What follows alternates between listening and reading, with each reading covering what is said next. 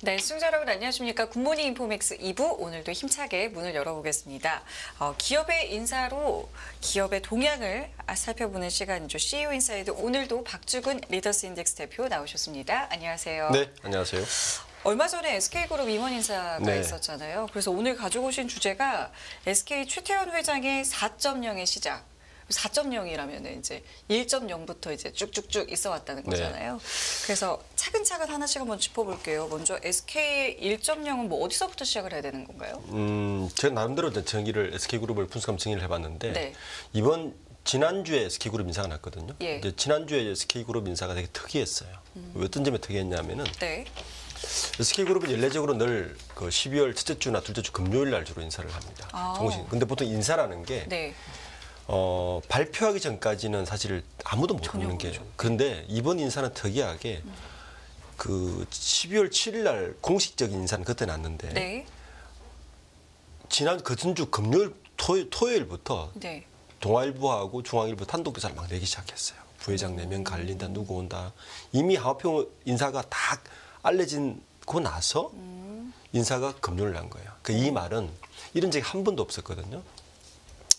일부러 흘렸거나 인사는 흘리지 거의 전부를 아는데 그만큼 굉장히 파격적으로 인사를 했고 그 나가는 사람들이나 이런 거에 대해서 일부러 언론에 흘린 그고 보이는 실제로 결과도 파격적이었고요. 결과 똑같았어요. 발표하고 그러니까 되게 특이한 점이 있었다는 게 하고 왜 4.0이냐고 제가 이름을 붙였냐면은 네. 최태원 회장이 1998년도에 회장이 됐거든요. 네. 98년도에 이제 부친인 최종윤 회장이 갑자기 돌아가셔서 98년도에 36세의 나이에 이제 회장 원래는 자기 큰아버지 댁에 있는 그 사촌 형이 뭘 해야 되는데 그 형이 우리 집안에서는 최태원 회장이 가장 능력이 있으니 네가 하라고 해서 갑자기 36세 회장이 됐습니다. 예. 그게 98년인데 제가 보는 최태원 회장의 SK그룹 1.0은 98년부터 2007년까지입니다. 지금 나오고 있네요. 네. 98년 2007년까지를 보면 요때 최태원 회장이 98년도에 전임되면서 지금 쓰던 데서란 말을 요번에 써서 유명해졌잖아요. 사실 취임 때 제 말을 비슷한 말을 썼어요. 취임 때 무슨 말을 했냐면은 딥체인지를 할 것이냐 아니면 슬로우 데스를 할 것이냐 라는 말을 써서 그렇네요.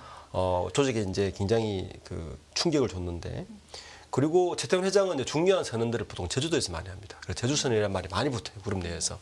2002년도 10월 달에 제주선언을 처음 하셨는데 이때 이제 부실 계열사 정리를 뭐 이런 이야기를 하면서 굉장히 드라이브를 거는데 딱 난관에 부딪힙니다.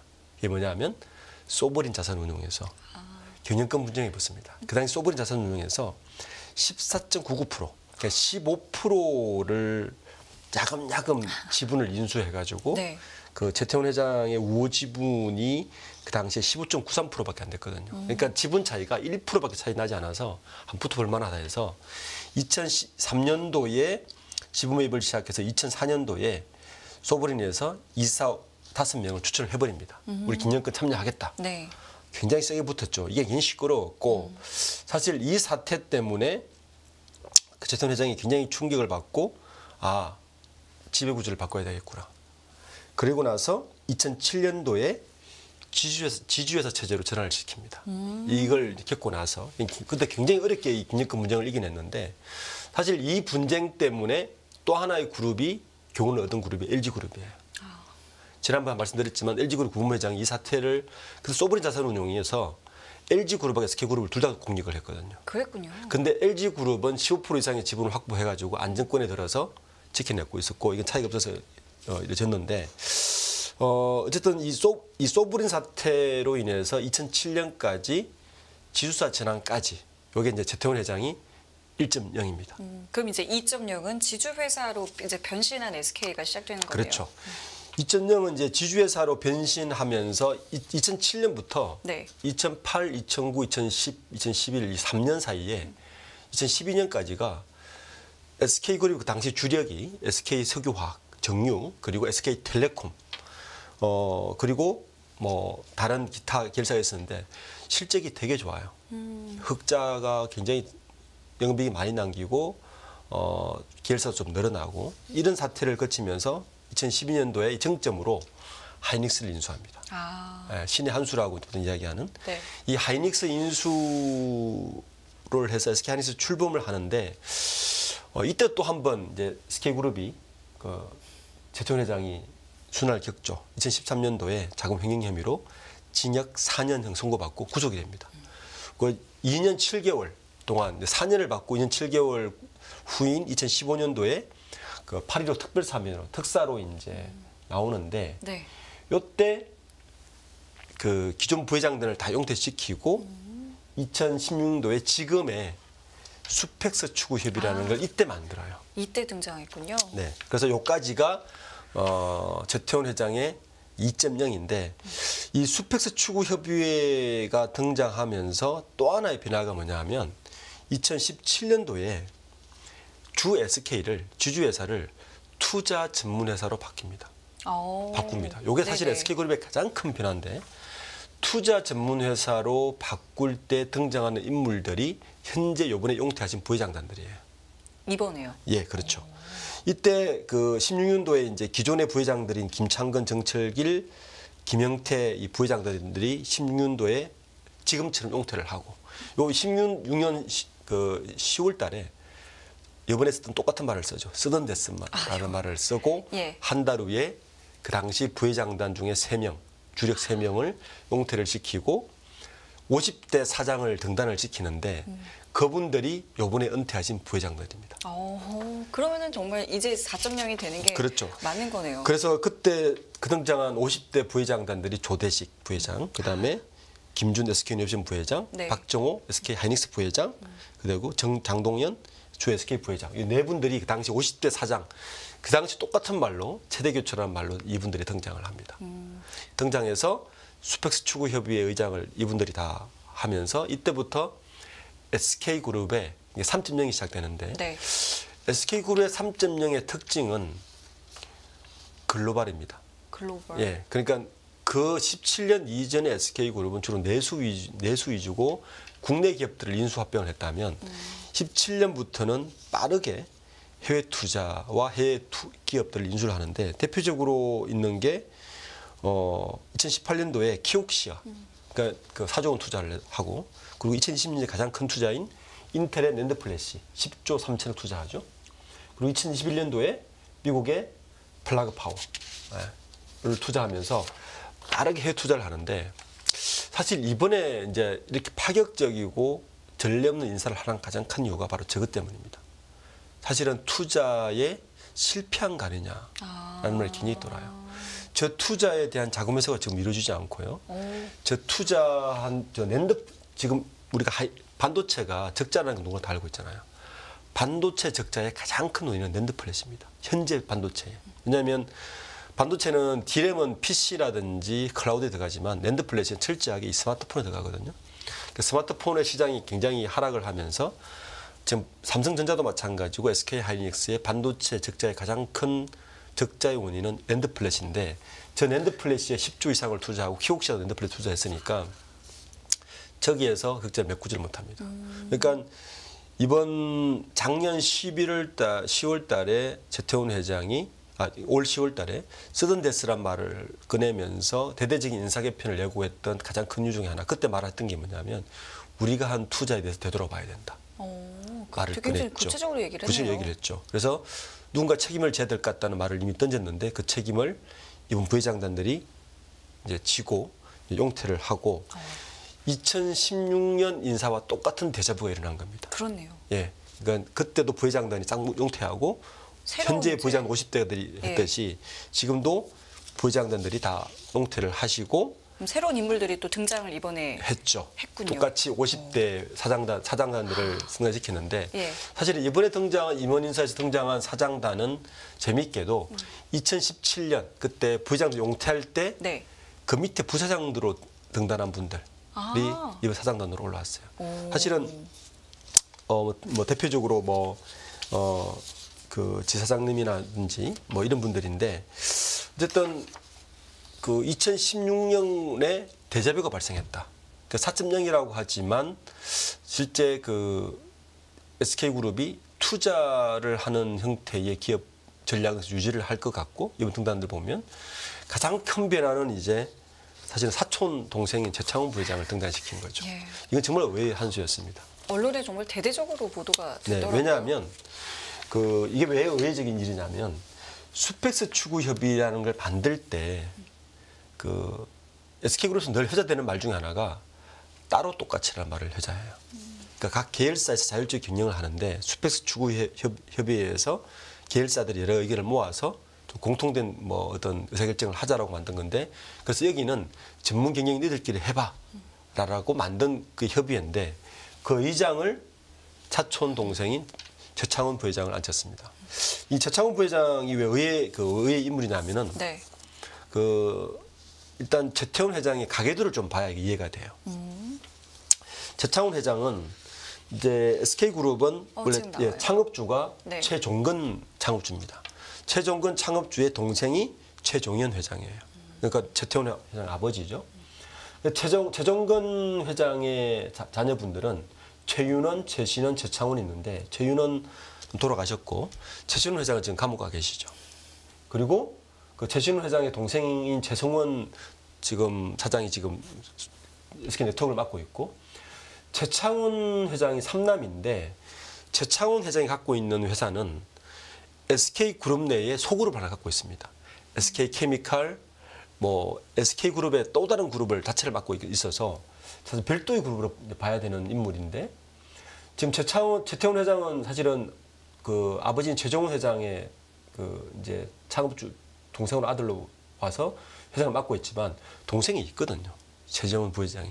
그렇죠. 네, 친동생이 있단 말이에요. 그리고 자녀분들도 좀 있는 상태인데 네.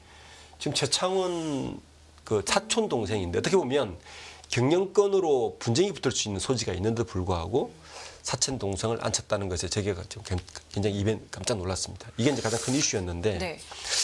저는 이제 최창원 부회장을 왜 앉혔냐 이제 해석을 해야 되는데 저는 구조조정이 일어나겠다라는 생각을 하고 있습니다. 왜냐하면 최창원 부회장이 2007년도에 SK케미칼을 당시 이제 맡았을 때 그때 어떤 변화가 일어나냐면은 기존의 캐시카우인 사업부의 를 드라이브를 걸지 않고 신사업을 하기 위해서 기존 사업부를 대대적인 구조조정을 합니다. 그러니까 사업 구조 개편을 해서 사실 그 결실로 SK케미칼 계열의 SK바이오사이언스도 하게 되었고 여러 신생장 동력 사업을 많이 경험이 있군요. 있어요. 2007년도에.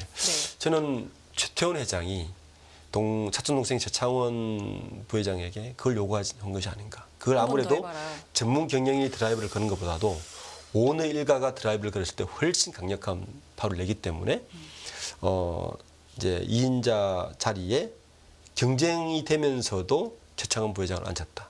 또 다른 하나는 저 사진에 보시면 그림 보시면 유일하게 주 SK의 지분이 없는 분이 최창원 부회장입니다. 그럼 경영권 문쟁에 아까 그 소지도 그렇죠. 소지가 사실은 없는 거죠. 거군요. 실제 주 SK그룹의 지분을 보시면 최태원 회장이 절대 지분 17.7%를 갖고 있고 동생이 최기원 0.37% 이사장이 6.58%를 갖고 있고 예. 최정원 2.37%를 갖고 있기 때문에 사실은 지분에서 봤을 때 별로 안전한 거죠. 그리고 이미 최창원 부회장은 소그룹 SK케미칼 계열의 소그룹을 이미 분가하듯이 했기 때문에 그런 면에서도 등용하기에 별 부담이 없었다. 그러면서 구조조정하기에는 강력한 오너 드라이브를 걸기에도 편했다. 이렇게 해서 이제 앉혔기 때문에 이미 인사는 이루어졌고 지금 SK그룹 내에는 최창원 부회장이 앉았으면 굉장한 구조 개편이 발생할 가능성이 높다. 상당한 변화가 좀 예상되고 있습니다. 네. 또 어떤 게 이번 인사에서 또 눈에 띄는 게 있었을까요? 우선 사장단들을 보면 네. 이제 지금 SK 4.0이라고 할 수 있는 게 이번에 부회장단들이 물러나고 주 SK 대표이사에는 장용호 SK 실트론 사장이 왔고 SK이노베이션은 박상규 SK 무부 사장이 왔거든요. 그리고 또 가장 이례적인 게 SK온의 배터리 사업이죠. 네. 배터리 사업을 하는데 여기에 이전에 SK 하이닉스 대표이사를 했던 이석기 사장을 다시 불러드립니다. 그러니까 퇴임한 분을 다시 불러드려요. 퇴임을 했는데. 네, 퇴임을 다시 불러드려요. 그 말은 SK온이 지금 굉장히 투자감이 들어가는데 실적이 나지 않기 때문에 실적을 내려는 차원에서 물러들이고 SK온에 있던 지동섭 사장이 SV 그 수백스 위원장으로 가면서 좀 자리를 바꿈을 좀 이루어졌고 그다음에 이번에 그 신규 임원을 보면 굉장히 많이 줄였어요. 그러니까 이번에 82명 신규 임원 선임했거든요. 네. 이게 얼마나 줄었냐면은 작년에 145명이었어요. 아, 거의 절반, 거의 절반. 43%를 줄였으니까 예. 그러니까 신규 임원을 이만큼 줄였다는 얘기. 그것도 이제 3년 전을 들어보면 2021년도에 107명이었거든요. 그리고 2022년도에 165명. 정말 많이 줄였네요. 145명, 82명이니까 SK그룹이 굉장히 안 좋다라는 걸 알 수가 있고 그리고 임원을 줄였다는 이만큼 줄였지만 나가는 분들은 더 많습니다. 그렇죠. 그러니까 거기다가 사촌 동생인 최창원 부회장을 앉혔다. 이 말은 굉장한 구조조정과 드라이브를 걸 가능성이 높다. 그렇게 읽히는 부분입니다. SK 스스로가 이제 위기임을 약간 인정하고 뭔가 이제 개혁을 좀 해보겠다. 뭐 이런. 그렇게 읽히는 부분이죠. 예. 그래서 아마 내년도 SK그룹의 경영은 굉장히 수익성 위주로 갈 가능성이 높다. 그러니까 새로운 뭔가 일을 벌리기보다는 수익성 위주의 그를 가고 그리고 SK 주 SK가 지금 투자회사를 하고 있는데 새로운 투자를 하기보다는 기존에 투자했던 것에 대한 마무리들. 회수, 아까 마무리. 예, 그렇죠. 그거에 대해서 집중할 가능성이 높아서 특히 내년 IPO 시장에서도 지금 SK가 SK 쉴더스라든지 내년 IPO 대기하고 있는 기업들이 있거든요. 네. 그 외부 자금 수요를 위해서 그 IPO도 굉장히 포커싱 할 거다. 그러니까 내년의 경영 방식은 현재 투자한 기업들에 대한 정리 그리고 그 IPO를 통해서 외부 자금 수혈 아마 이 두 곳에 굉장히 방점을 지키지 않을까라고 예상되고 있습니다. 아까 그 저희 가게도 봤을 때 그 자녀들도 있었잖아요. 네. 자녀들은 뭐 특별히 역할이 없는 건가요? 이번에 그 자녀분들 중에 큰딸 전영 씨가 네. 승진을 했죠. 그래서 최태원 회장이 지금 2녀 1남이지 않습니까? 네, 그렇죠. 2녀 1남인데 이번에 그 따님, 그 큰딸인 최윤정 그 씨를 바이오팜 팀장. 이번에 그 팀장으로 올렸는데 지금 최윤정 그 이분이 그 바이오 사업을 하고 있거든요. SK 바이오팜 팀장을 하고 있는데 SK 바이오팜 팀이 원래 사업개발팀하고 전략투자팀이 따로 돼 있었어요. 근데 최윤정 씨가 원래 원래 상무였죠. 네. 사업개발 본부장을 맡고 있었는데 이번에 사업개발하고 전략투자를 둘 다 통합해서 이끌게 됐습니다. 그러니까 바이오 쪽에 사업 전체를 사실을 딸에게 준 거죠. 그래서 굉장히 그 이제 경영 능력을 한번 보자고 한 거고 아직 후계를 논하기는 이르지만 이번에 보면 이제 최윤정 씨가 바이오 쪽은 완전히 최윤정 본부장에게 맡긴 것으로 보이고 있습니다. 뭐 어떻게 하느냐에 따라서 뭐 앞으로 또 말씀하신 맞습니다. 부분들도 좀 부각이 될 수 있는 것 같고. 네. 자, 그러면은 이제 SK그룹 이번 인사를 봤을 때 이 리더들이 굉장히 해야 될 역할들이 많겠어요. 아, 그렇죠. 이번에 사장진들을 보면 뭐 지금 일단 그 장용호 사장이 주 SK 사장으로 왔는데 네. 이분이 SK 실트론 사장을 맡았었거든요. 근데 그 장 사장은 2016년도에 주 SK에서 이제 PM2 본부장하고 OCI 머티리얼즈를 인수를 직접 인수를 주도했어요. 근데 그 이 실트론이 인수할 때 네. 최태원 회장이 굉장히 공을 들였거든요. 거기다가 실트론은 최태원 회장 개인 지분도 굉장히 들어가 있습니다. 개인 지분이. 그것 때문에 공정위에서 뭐 심사도 받고 했었는데 네. 개인이 굉장히 개인 지분까지 넣을 만큼 그것을 인수하는데 공을 들였는데 그 자리에 장용호 지금 사장이 그 역할을 했다는 얘기는 척근의 얘기죠. 그 척근을 이제 주 SK로 불러들였다는 얘기입니다. 그래서 아마 투자 이임은 지금 장용호 사장에게 맡겨서 향후 SK 이제 새로운 리더 후보로 올라왔고 박상규 SK 이노베이션 사장도 사실은 SK 그룹 내에서 굉장히 좀 실세로 올라왔습니다. 왜냐하면 이 박상규 사장의 경우가 아까 2017년도에 그 SK 3.0이 시작될 때 네. 기존의 부회장 3명 용퇴하시고 예. 새로운 50대 올라갈 때 그 다음 차세대로 올라오고 분 중에 한 분이에요.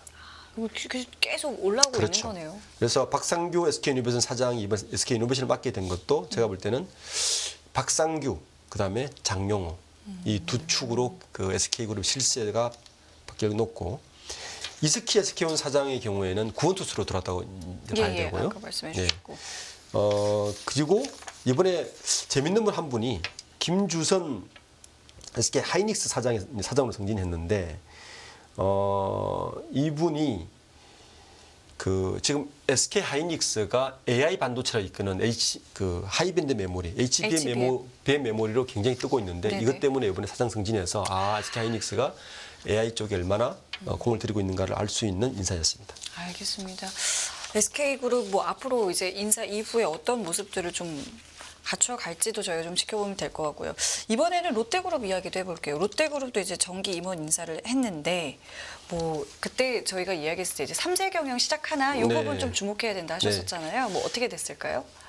삼성이 본격적으로 시작한 것 같습니다. 그러니까 신유열 이제 이번에 전무가 됐죠. 네네. 얼마나 빠르냐면은 신유열 전무가 이번에 전무 작년에 상무 달았어요.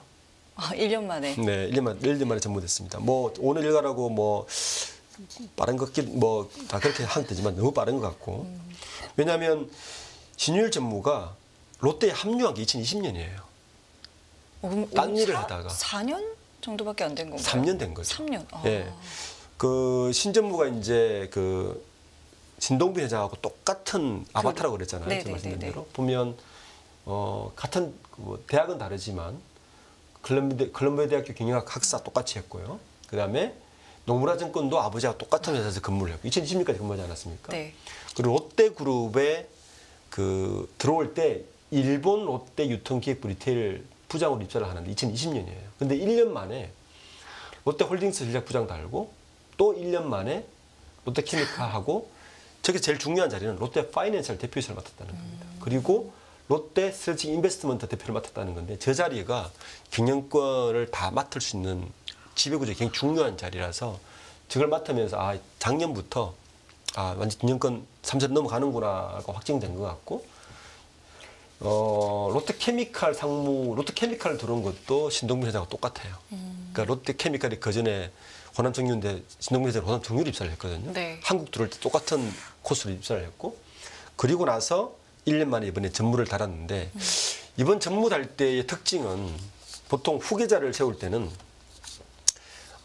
성과가 필요합니다. 그렇죠. 능력의 검증이 필요하고 그래서 이번 신유열 전무가 롯데케미칼 전무로 올라왔지만 실제 맡은 직무는 신사업이에요. 신사업 쪽에서도 바이오입니다. 여기도 바이오가 나오네요. 네. 그러니까 지금 제가 지난주에 부회장단들 80대 부회장단들은 대부분 수소 에너지 이렇게 말씀드렸잖아요. 이 40대 이 3, 4세 특징 중 하나가 또 바이오라는 신승적 동력으로 또 뭉쳐 있습니다. 그래서 신유열 전무가 사실 이번 롯데 인사에서 가장 좀 눈에 띄는 전무분이고 그 외에도 제가 볼 때는 사장단들을 14명이나 교체했어요. 오, 이렇게 이게 많이. 파격적입니다. 예. 네. 성진은 부회장 1명 승진시켰고 네. 사장 3명 승진시켜서 성진은 굉장히 소폭이었는데 내부적으로 계열사 사장단들을 14명이나 바꿨습니다. 요게 작년에 계열사 사장 12곳 바꿨거든요. 그럼 지금 2년새 26명? 그렇죠. 와. 롯데가 자금 압박도 심하고 굉장히 힘든 지금 시기를 보내고 있는데 신동빈 회장 입장에서는 굉장히 구조조정을 하고 있다는 것이고 또 하나의 특징은 롯데가 어려울 때 2020년부터 신동빈 회장의 가장 큰 파격은 롯데 쇼핑이라든지 롯데 유통이라든지 이런 곳에 외부 인사 CEO로 다 교체를 했는데 그분들이 다시 내부 인사로 교체되고 있다는 겁니다. 그건 뭐를 의미하는 거예요? 그러니까 외부 인사를 영입할 때는 일종의 매기효과를 많이 노리거든요. 매기효과를 해보니 신통치 않았다고 결정이 난 것이고 실제 그렇게 좋지는 않거든요. 그리고 결국에는 믿을 건 로얄티 강한 내부 인사밖에 없다라고 해서 다시 내부 인사로 돌아가는 인사의 특징 중에 하나가 이번에 또 하나 인사의 특징이고 역시 롯데도 이 재계에 60일 넘으면 용퇴하는 것이 이제 설레처럼 완전히 굳어진 것 같습니다. 이번에 롯데도 사장단이 엄청 젊어졌는데 이번 12명 교체된 사장들도 그전에 사장단 평균 나이가 62세였거든요. 이번 교체됨으로써 이번 사장단 나이가 57세로 바뀝니다. 5세가 내려갔어요. 이제 젊어졌고 이번에 부회장 된 분이 이제 그 식품군 총괄 대표를 맡고 있던 이영구 사장인데 이분이 이제 부회장으로 유일하게 부회장 승진을 했는데 이분이 했던 역할은 롯데제과하고 롯데푸드 합병을 했거든요. 이거 이분이 했습니다. 예. 그리고 또 이제 요즘 식품업계의 가장 큰 화두가 글로벌 사업 확대예요. 그렇습니까? 네. 요즘 라면도 아, 수출이 예, 얘기 1조가 들어봤어요. 넘었잖아요. 예, 예. 그러니까 요즘 CJ도 그렇고 우리나라 식품 회사들이 내수 기업이 아니라 해외 확장이 가장 큰 화두인데 네. 이 이영구 사장의 그 공중에 하나가 글로벌 사업 확대예요. 두 가지를 하신 거죠. 롯데제과 롯데푸드 합병도 잘 이루어졌고 그리고 글로벌 사업 확대도 이분이 주로 역할을 하셔서 요걸 인정받은 것 같아요. 그래서 이영구 사장이 부회장으로 승진을 시켰고 또 가장 큰 이제 변화 중에 하나가 롯데가 이제 롯데그룹은 두 개의 축으로 움직이거든요. 롯데케미칼이라는 지금 케미칼의 매출이 그 롯데 쇼핑 매출을 앞질렀어요. 롯데는 이미 이제 케미칼 기업으로 이미 어느 정도 갖고 있고 네. 또 하나 축이 롯데 쇼핑하고 식품 요 세 개 축인데 네. 이제 식품 쪽은 방금 말씀드린 대로 이용구 사장이 부장 승진을 시켰고 네. 롯데 쇼핑 쪽은 그대로 놔둔 것 같아요. 왜냐하면 정준호 롯데백화점 부사장이나 고수찬이라든지 다 그대로 앉혔거든요. 그리고 이번에 또 큰 변화가 롯데케미칼의 수장을 바꿔버렸습니다. 잘 되고 있는데 바꿨다고요? 아니죠. 그냥 힘들었죠. 김교현 부회장을 이제 내보내고 네. 이번에 새로 들어온 이윤기 사장을 그 롯데그룹 화학군 총괄 대표로 사장 승진을 시키면서 앉혔습니다. 그래서 롯데가 전체적 인사를 보면 대표 14명을 바꾸고 좀 젊어졌는 세대 교체를 시키면서 네. 외부에 들어온 많은 인물들을 교체를 좀 시키고 그리고 이 식품군 쪽에 한 병을 좀 올리고 케미칼 쪽을 수장을 교체했다. 바꾸고. 그리고 삼성인력 요 정도가 롯데에서 가장 큰 특징 중에 이번 인사로 볼 수 있을 것 같습니다. 롯데도 많은 변화가 있었는데 저는 좀 아까 말씀 중에 좀 흥미로웠던 부분이 이 바이오를 네. 지금 롯데도 그렇고 조금 전에 있었던 SK도 그렇고 바이오에 굉장히 좀 집중을 하려는 걸까요? 아니면 뭐 우연일까요? 좀 어떻게 봐야 돼요? 지금 이제 그 반도체 다음에 먹거리가 뭘까를 많은 그룹들이 고민을 하죠. 예, 그 중에 하나가 이제 바이오라고 많이 지금 기업들이 지금 그 굉장히 그 집중을 하고 있는 것 같아요. 우선 방금 말씀드린 대로 아까 SK그룹에서도 최윤정 SK바이오 지금 본부장이죠. 네. 본부장이 바이오 사업을 진두지하고 아무래도 오너의 자제분들, 오너 일가들이 진두지를 하면 굉장히 드랍이 많이 붙는 거죠. 그래서 일단은 지금 그 바이오 사업을 하고 있는 곳을 보면 지금 삼성 하고 있잖아요. 삼성과 유명하죠. 그리고 SK는 지금 최윤정 본부장을 통해서 드라이브를 걸고 있고요. 해보겠다. 예. 롯데도 방금 말씀드린 대로 신유열 전무가 지금 미래성장 실장입니다. 전무면서 이번 인사를 단행하면서 지금 바이오를 걸고 그 드라이브를 걸고 있는데 롯데 바이오로직스가요 2030년까지 4조 원 투자합니다. 송도에다가 해서 그 송도 등 최고 그 한 세 곳에다가 지금 삼성 바이오로직스하고 똑같은 사업. 그러니까 바이오 ODM 사업, 그 CDMO 사업을 똑같이 드라이브를 걸고 있어요. 예. 이 사업을 지금 40만 리터 규모로 만들면 글로벌 탑 10 안에 들어가거든요. CDMO 시장이. 요거를 신율 전무보고 맡겨보고 있는 것 같습니다. 그 이번에 전무 승진시키면서 네. 그쪽 사업을 지금 담당시키고 있고 또 바이오를 하고 있는 곳이 하나그룹도 하고 있어요. 예, 하나그룹도 하나케미칼에서 그 드림파마 매각 등을 하면서 바이오 사업을 하고 있고 또 한 곳이 오리온그룹입니다. 네, 지금 나오고 있어요. 예, 담성원 담철곤 회장의 자제분이죠. 네. 담성원 지금 상무를 그 오리온그룹의 3대 진수성 사업이 뭐냐면 음료, 간편 대용식 바이오인데 바이오를 하나 선정을 해서 이 사업을 지금 담성원 경영관리팀 수석 부장을 상무로 승진시키면서 이 사업을 등록시킵니다. 음료랑 간편 대용까지는 알겠는데 바이오가 그렇죠. 상당히 좀 의외로 느껴지네요. 그러니까 식품 오리온그룹이 식품회사에서 신성장 동력 사업으로 바이오를 키우고 있는 것이 분명했습니다. 그래서 지금 3, 4세들을 경영 테스트를 하면서 바이오 사업에 다 밀어 넣어서 좀 뭐 재밌는 또 관전 포인트가 생긴 것 같습니다. 그러게요. 이 3, 4세들이 이제 인사도 인사지만 어느 분야에서 이제 좀 두각을 나타내느냐, 요게 이제 앞으로의 이제 미래 먹거리를 어디로 맞습니다. 생각하느냐, 요거를 네. 저희가 알 수 있기 그리고 투자하시는 때문에. 분들은 이 오늘가들이 손을 대는 기업은 일단 한번 들여다봐야 된다. 예. 왜냐하면 많은 투자가 이루어질 것이고, 그쵸. 예. 그게 IPO도 미래의 방향성이잖아요. 방향성이고 IPO를 할 것이기 때문에 그쪽을 유념해서 볼 필요가 있습니다. 알겠습니다. 오늘 말씀 저희 여기까지 함께하겠습니다. 다음 주에 뵐게요. 고맙습니다. 네, 감사합니다. 네, 깊이가 다른 연합뉴스 경제TV 오늘 경제 언박싱은 여기까지 함께하겠습니다. 시청해주신 여러분 감사드리고요. 저는 내일 이 시간에 다시 찾아뵙겠습니다. 지금까지 진행의 성유미였습니다. 고맙습니다.